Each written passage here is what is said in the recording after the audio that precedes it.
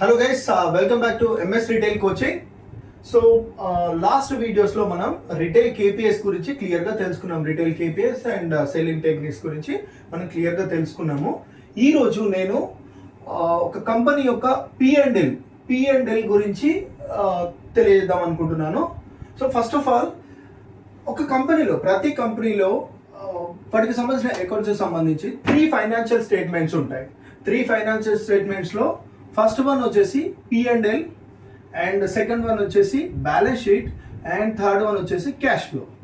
So first one P and L ఏంటి అని అంటే ఒక కంపెనీ యొక్క ప్రాఫిట్ అండ్ లాస్, అంటే వాటి యొక్క లాభ నష్టాలు ఏ విధంగా ఉన్నాయనేది తెలియజేసే statement P&L. Okay, so balance sheet, next one balance sheet ఏంటి అని అంటే ఒక కంపెనీ యొక్క ఆస్తుల విలువ, ఆ కంపెనీ యొక్క నికర విలువ, అప్పులు ఆస్తులు, దాని యొక్క కంపెనీ యొక్క నికర విలువ, దాని గురించి తెలియజేసేది బ్యాలెన్స్ షీట్. ఓకే, నెక్స్ట్ వచ్చేసి క్యాష్ ఫ్లో ఏంటి అని అంటే కంపెనీలోకి క్యాష్ ఎలా వస్తుంది, ఎలా ఫ్లో అవుతుంది కంపెనీలో, ఇన్ అండ్ అవుట్ క్యాష్ యొక్క ఇన్ అండ్ అవుట్ స్థితిగతులను తెలియజేసేది ఏంటంటే క్యాష్ ఫ్లో. సో ఈ రోజు మనం కంప్లీట్గా క్లియర్గా పిఎండ్ఎల్ గురించి మనం తెలుసుకుందాం. సో ప్రాఫిట్ అండ్ లాస్ అంటారు. P and L means profit and loss. ఏదైనా కంపెనీలో ఉన్నప్పుడు మనం ఇప్పుడు ఒక రిటైల్ స్టోర్ తీసుకున్నట్లయితే రిటైల్ స్టోర్లో చేసే సేల్ పైన లాభం వస్తుందా నష్టం వస్తుందా, లాభం వస్తే ఎంత, నష్టం వస్తే ఎంత, అది ఎంత పర్సెంటేజ్గా ఉంది. ముఖ్యంగా మనం దాన్ని ఎలా చేస్తాము అంటే నెట్ ప్రాఫిట్, ఎబిటా అని పిలుస్తాం. ఎబిటా మీన్స్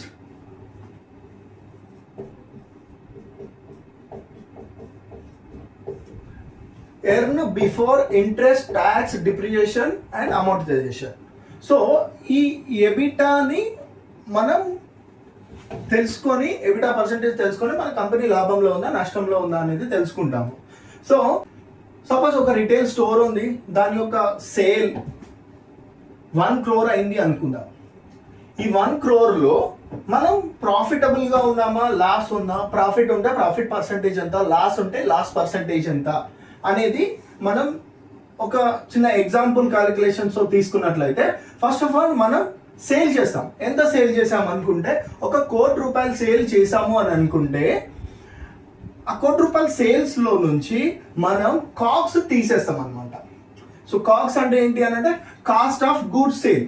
మనం ఒక ఐటమ్ తీసుకున్నాము, ఐటమ్ కొన్నాము అని అంటే కొన్న ధర, కొన్న వెల అనే దాన్ని కాక్స్ అంటాం, cost of goods sale. So ఒక ఐటమ్ 100 రూపాయల ఐటమ్ని మనం 40 రూపాయలు పెట్టి ఒక ఐటమ్ని కొన్నాము, దాన్ని 100 రూపాయలకు అమ్మినాము, రీటైల్ ప్రైస్లో 100 రూపాయలకు అమ్మినాము అనుకుంటే, ఆ యొక్క అమ్మిన వెల నుంచి కొన్న వెలను తీసినప్పుడు దాని యొక్క గ్రాస్ ప్రాఫిట్ అనేది వస్తుంది. Gross profit.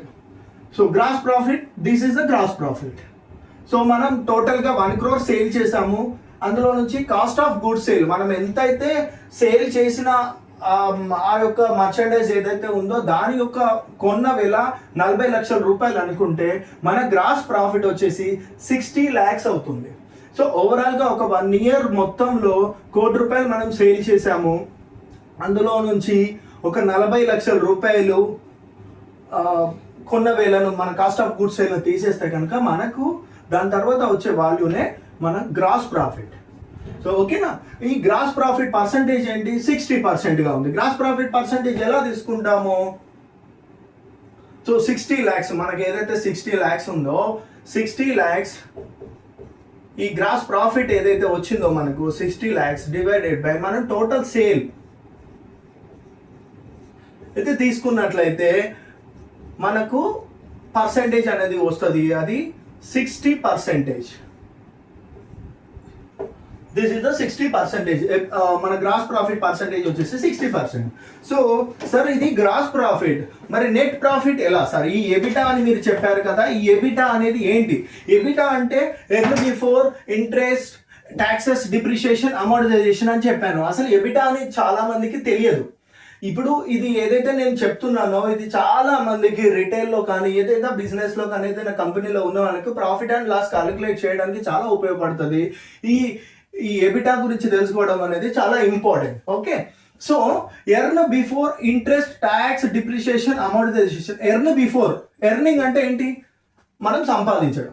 So earn before అంటే దేనికన్నా ముందు ఇంట్రెస్ట్, మనం ఏదైతే మనకు ఉన్న అప్పులకు కానీ మనం ఏదైతే తీసుకొచ్చిన దానికి కానీ మనం ఏదైతే ఇంట్రెస్ట్ కడతామో ఆ ఇంట్రెస్ట్ క్యాలిక్యులేట్ చేయకముందు, ట్యాక్సెస్ మనం పే చేసే ట్యాక్సెస్ క్యాలిక్యులేట్ చేయకముందు డిప్రిషియేషన్ గురించి బాగా తెలుసుకోవాలి. డిప్రిషియేషన్ అంటే క్యాపెక్స్ లో మనం ఎక్స్పెన్సెస్ పెడతాం. క్యాపెక్స్ అంటే క్యాపిటల్ ఎక్స్పెన్సెస్ అంటాము. ఏదైనా ఒక రిటైల్ స్టోర్ అనుకుంటున్నాం కాబట్టి రిటైల్ స్టోర్ ఓపెన్ చేసినప్పుడు దానికి కొంత మొత్తంలో మనం పెట్టుబడి పెడతాము. ఆ పెట్టుబడి దాంట్లో ఇంటర్నల్ ఇన్ఫ్రాస్ట్రక్చర్ కావచ్చు, దేనికైనా కూడా దాని మీద పెట్టుబడి. ఇన్ఫ్రాస్ట్రక్చర్ ఉంటుంది, ఇన్ఫ్రాస్ట్రక్చర్ లో మనకు అసెట్స్ ఉంటాయి. సో లోపల బ్రౌజర్స్ కానివ్వండి, వాల్స్ కానివ్వండి, what ever it is. So వాటి యొక్క మనం కొన్నప్పుడు ఉన్న ధర కన్నా ప్రతి సంవత్సరం దాని యొక్క వాల్యూ పడిపోతూ ఉంటుంది అన్నమాట. సో దాన్ని డిప్రిషియేషన్ అంటాం. సో ఈ రోజు మనం ఒక అసెట్ కొన్నాము, ఈ 1000 రూపాయలు పెట్టి కొన్నాము అని అంటే దాని ధర నెక్స్ట్ ఇయర్లో ఎంత ఉండొచ్చు దాన్ని ఎస్టిమేట్ చేసి ఒక అమౌంట్ని తీసేసి ఒక అమౌంట్కి మనం వెళ్ళగడతాము. ఆ తీసివేయబడిన అమౌంటే డిప్రిషియేషన్. అండ్ అమౌంటైజేషన్ ఏంటి అని అంటే మనం ఏదైతే దానికి పెట్టుబడి పెట్టడానికి మనం కొంత అమౌంట్ని అప్పుగా తీసుకోవడం కానీ ఏదైనా తీసుకున్నప్పుడు దానికి మనం అప్పు ప్లస్ వడ్డీ ఏదైతే కడతామో ఆ కడుతూ ఉంటే తరుగుతూ ఉంటుంది అనమాట. రుణ విమోచనం అంటారు అమౌంటైజేషన్ని, తెలుగులో రుణ విమోచనం అంటారు. దాని యొక్క విలువ అనేది అమౌంటైజేషన్. ఓకేనా? ఇవన్నిటిని లెక్క కట్టక ముందు వచ్చేది మనది నెట్ ప్రాఫిట్. ఈ ఎబిటా తోటే మనం ఒక స్టోర్ యొక్క ప్రాఫిట్ అండ్ లాస్ ని మనం క్యాలిక్యులేట్ చేస్తాము. సో ఆ ఎబిటాని ఈ రోజు ఎలా క్యాలిక్యులేట్ చేస్తున్నాము అని అంటే సేల్స్ లో నుంచి కాక్స్ ను తీసేస్తాము, మనకు గ్రాస్ ప్రాఫిట్ వస్తుంది. గ్రాస్ ప్రాఫిట్ లో నుంచి ఎక్స్పెన్సెస్ ని తీసేస్తాము. ఎక్స్పెన్సెస్ ఏంటి? ఎక్స్పెన్సెస్ ఎలాంటి ఎక్స్పెన్సెస్ ఉంటాయి ఇక్కడ? ఎక్స్పెన్సెస్ అంటే కూడా తెలుసుకోవాలి. ఎక్స్పెండిచర్స్ అంటే కూడా ఇక్కడ మనం తెలుసుకోవాల్సిన ఏంటి అని అంటే కంట్రోల్డ్ ఎక్స్పెన్సెస్ ఉంటాయి,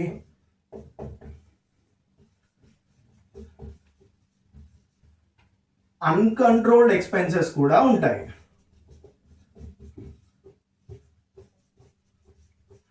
సో కంట్రోల్డ్ ఎక్స్పెన్సెస్ ఏంటి, అన్కంట్రోల్డ్ ఎక్స్పెన్సెస్ అంటే ఏంటి సార్ అంటే కంట్రోల్డ్ ఎక్స్పెన్సెస్ అనేటివి.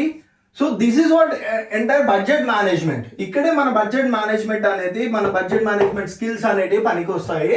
సో బడ్జెట్ మేనేజ్మెంట్ ఇక్కడ నుండి ఈ కంట్రోల్డ్ ఎక్స్పెన్సెస్ అనే అన్కంట్రోల్డ్ ఎక్స్పెన్సెస్ అనే వాటిని మనం క్లియర్గా తెలుసుకోగలిగితే దాని నుంచి మనం క్లియర్గా అంటే ప్రాపర్ బడ్జెట్ మేనేజ్మెంట్ని కూడా ప్లాన్ చేసుకోవచ్చు. కంట్రోల్డ్ ఎక్స్పెన్సెస్ మీన్స్ ఏదైతే ఖర్చులను మనము కంట్రోల్ చేయగలమో, ఏదైతే ఖర్చులను మనం రెడ్యూస్ చేయగలిగే అవకాశం ఉంటుందో అవన్నీ కూడా కంట్రోల్డ్ ఎక్స్పెన్సెస్ కిందకి వస్తాయి.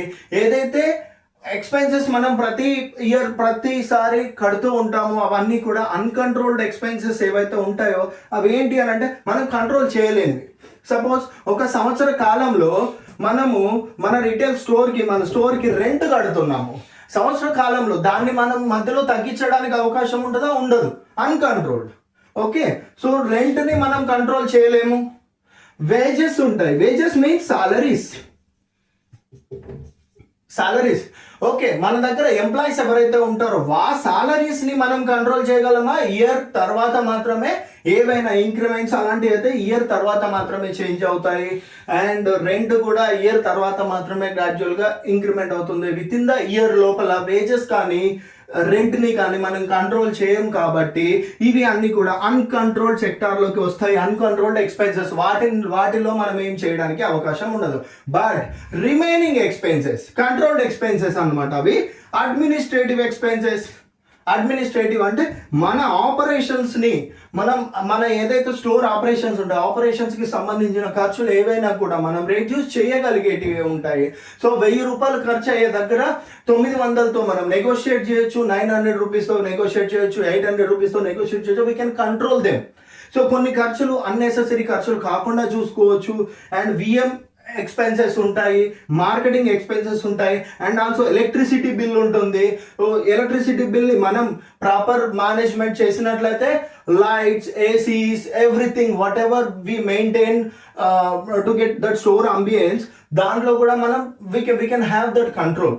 సో ఆ కంట్రోల్ చేసి మనం ఎలక్ట్రిసిటీ బిల్ని రెడ్యూస్ చేయొచ్చు, marketing expenses, unnecessary marketing expenses కాకుండా మనకి ఏదైతే మైలేజ్ని, సేల్కి మైలేజ్ని తీసుకొస్తావో అవి మాత్రమే మార్కెటింగ్ ఎక్స్పెన్సెస్గా ఎంచుకొని దాంట్లో కాస్ట్ని రెడ్యూస్ చేయొచ్చు.